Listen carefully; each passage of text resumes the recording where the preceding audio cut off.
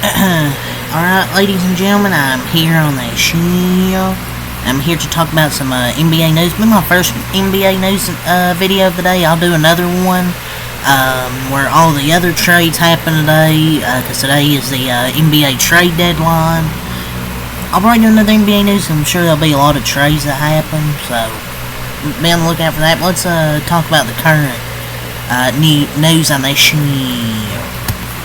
So, the Cavaliers, they continue to make a strong push for DeAndre Hunter, per at the sideline. Man, that starting lineup could be really, really freaking scary. Man, Garland, Mitchell, DeAndre Hunter, Evan Mobley, Jared Allen. And DeAndre Hunter just is able to contribute offensively. Doesn't have to be like a 20 or 30 point per game scorer, but at least give you that 15, 20 points. He brings great defense. He'd be your best small forward, and he helped the defense as well. So I think they should get DeAndre Hunter to upgrade the wing position, because you can't really trust, say, like an Isaac Okoro or a Karis LeVert to be consistent offensively. So the Wizards, apparently the Wizards are expected to waive or trade Reggie Jackson. I'm not gonna lie, I feel like he was still in the league. I think he got traded or something. Obviously, the Cavaliers are the front runners for DeAndre Hunter, if that wasn't obvious. So there's that. The Lakers reportedly contacted the Pistons about Jalen Duren before they trade for Mark Williams. We'll talk about that trade that happened last night. Before they trade for Mark Williams. Before pulling off a big move for Williams, Pelinka made several calls around the league to inquire about athletic big men with rim protecting. Various league sources say Robert Williams, Miles Turner, and Jericho Sims were big men on the Lakers' radar. Although their asking prices were too steep, they also inquired about Jakob Poeltl and Jalen Duren. I mean, the Lakers thought they could fleece another team. But yeah, Mark Williams is a good pickup. Tummy. So talks of Nikola Vucevic heading to my Warriors aren't dead yet. So they ain't dead yet. I mean, is this gonna have us be a contender? I don't know. But he averages 20, 10, and 4, shooting like 54%. So and we choked an 11-point lead to the Jazz last night, so we might as well try and get Vucevic. Depends on what we give up, though. So, per Windhorst, the Golden State Warriors could still make more deals. They might not be done yet. He reported on Get Up this morning. He said the Warriors have multiple expiring contracts to deal. They could be looking for a big man who could shoot like the Chicago Bulls' Nikola Vucevic. The Bulls could just let him go. They're willing to let him go. So, you might as well just to rebuild. So, the chances of the Wizards moving Chris Middleton are almost zero, as they want him to mentor the young players. Heard Joshua B. Robbins. Mentoring the Wizards.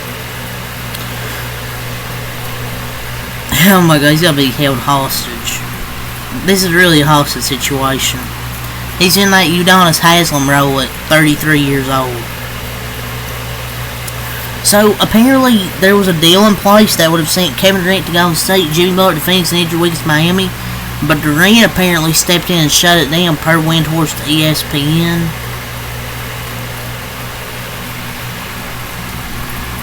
I wish we could have got Kevin Durant back. He came here as a free agent, left as a free agent. That's his choice. I never wanted Kevin Durant to leave. I said that in the rant video. I never wanted Kevin Durant to leave.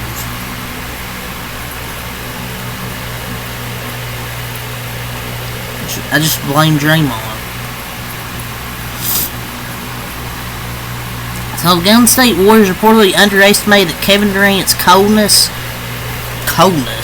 toward the organization. Even a conversation between Steph Curry and Durant left Curry feeling that a reunion was unlikely for Anthony V. Slater. Man.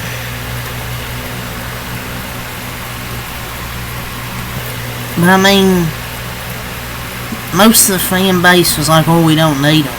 Well, I mean, it's true, isn't it? I mean, we won in 2022 without Kevin Durant. And he also ran to 2 more super teams after that. And he hadn't seen another ring yet, but Steph Curry is team to another ring long after Kevin Durant was gone. And put them on his back. We were a super team with perfection.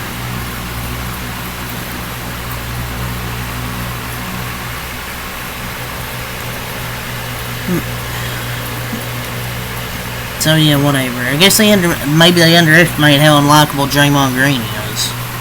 I don't think it has to do anything with not getting credit or anything. It's just Draymond Green. So the Memphis Grizzlies have been discussing Marcus Smart trade possibilities with a few teams, per Ian Begley. He's under contract through next season, $21.5 million, and they have a few financial decisions to make this offseason. Obviously, re-signing Santi Aldama. So I bet they're going to trade Marcus Smart. I'm not going to lie, I forgot he was on the Grizzlies, to be honest. Pretty sure he's hurt right now. I forgot he was even on the team.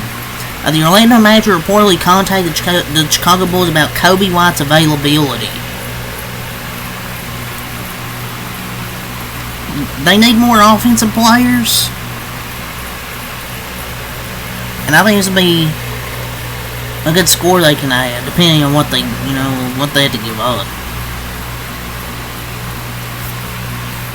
So let's talk about some trades here that have gone down. The Toronto Raptors are trading Davion Mitchell to the Miami Heat for PJ Tucker and a second-round pick and cash. Money, money, money, sources tell ESPN. PJ Tucker. Dude, he didn't pass around like a freaking blunt. Hit this trade deadline.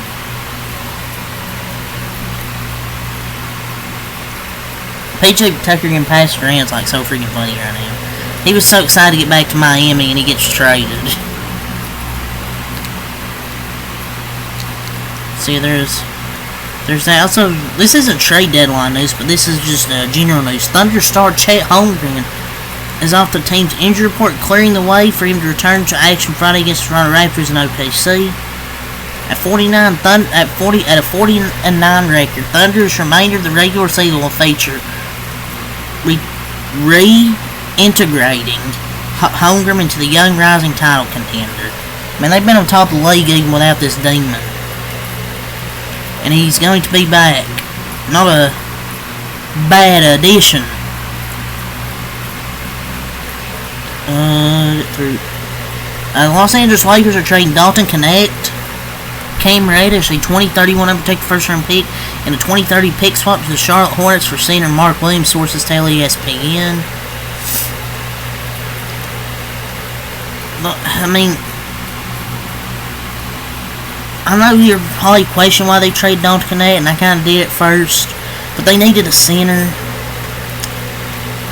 And I feel like they wanted Mark Williams the most. They contacted other guys, probably like what I mentioned in the beginning, like Miles Turner, Jalen Duren, but they weren't getting it. Realistically, they weren't getting Jalen Duren. And yes, why trade Dalton Knecht? The Lakers don't need 3 shooting guards. You might as well trade Dalton Knecht while he has his value. And he's a rookie. But if he's not making threes, he's as useless as D'Angelo Russell. Like, if he makes his threes, he's really playable. If he doesn't make his threes, he's as useless as freaking D'Angelo Russell. And you have enough shooting and not enough big. The decision was easy. Okay, I wouldn't say an easy decision, but that's... I feel like it's kind of a last-second move, but you've got other guys that can shoot. And you need a big man. I think Mark Williams is good. There's some times where his effort's into question, but people question P.J. Washington's effort, and look at his effort now on the Mavericks.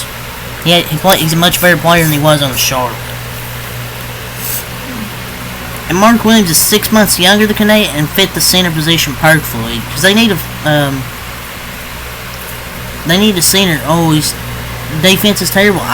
really don't know, because I haven't watched the Hornets, but from what I've seen from the stats, he's played pretty good.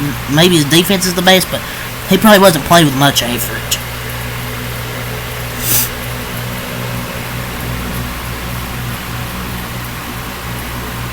I mean, the Lakers made a good trade, though. I mean, Mark Williams over a week ago had 38 points on 14 of 18. Actually, 10 of 13 from the line. He's 23. I think Duncan Nate's like the same age.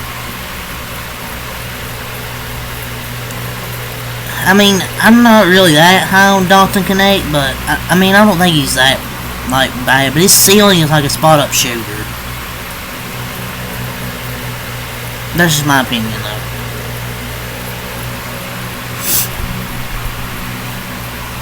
Mark Williams has had games with 31 and 13, 20 and 12, 38 and 9, 24 and 16. Like, he may not be the best defender, but you need to get a center.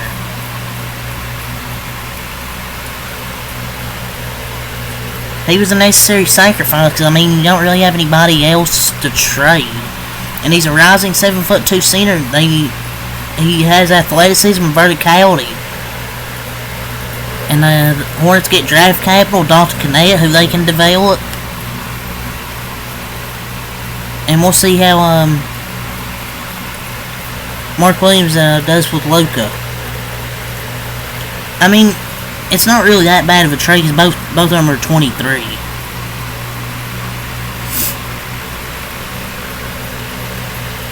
But I understand this for both sides. Because the Hornets get a young player they can develop, and they get draft capital. The Lakers get a 7'2" center, because they needed to get a center. You can't have Jackson Hayes as your starting center and expect to be a contender. The New York Knicks are trading center Jericho Sims. The Milwaukee Bucks is part of the Kuzma, part of the Bucks, Washington Wizards, Kyle Kuzma, Chris Middleton deal, sources tell ESPN. How many points he averages per game? Oh, he averages 1.6 points per game. 3.3 rebounds and 60%. Wow. He's terrible. My God. They are also the Bucks are sending Delon Wright and cash to the Knicks for Sims, source said. Knicks center depth. Who's their backup? Who's their backup? They're going to play what? I mean, they're going to play 40 minutes anyways. I mean, I think Mitchell Robinson's coming back. I don't know when he's coming back, but I'm sure he's coming back this year. So the New Orleans Pelicans, they have traded Brandon Ingram to Toronto Raptors. I'm not sure why the Toronto Raptors want Brandon Ingram. But apparently it's for Bruce Brown Jr., Kelly Olynyk, 1 first-round pick and 1 second-rounder, sources tell ESPN. So, I'm not sure how I feel about this trade. The Raptors kind of... I mean, Pelicans kind of fleeced here, man. Well, actually not really. I mean, they got Bruce Brown Jr. and Kelly Olynyk. Oh, yes, I guarantee you the Jazz probably somehow snuck in there and probably going to get a second-round pick. I don't know. I mean, his deal, these are like... these must be expiring contracts, so... Trey Murphy's going to be their starting small forward. These are expiring contracts. I just now realized these are expiring contracts. And their starting small forward's going to be Trey Murphy, so...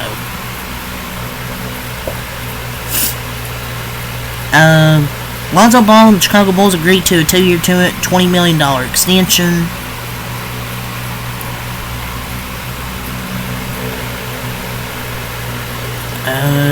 Jimmy Butler and the Warriors agreed to that 2-year, $161 million extension. New Orleans Pelicans are trading senior Daniel Tice and draft compensation to the OKC Thunder. The Boston Celtics are trading Jane Springer and their 2030 second-round pick to the Houston Rockets. Both teams are also exchanging heavily protected second-rounders.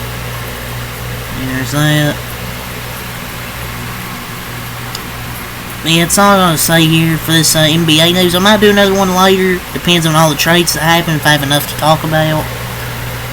Or one more trade. Milwaukee's trading Patrick Baldwin Jr. and cash to San Antonio, source tell ESPN. Wow. What news to end this video here. But yeah, if there's more news to talk about for the NBA trade deadline, I'll do another one later. So yeah, peace.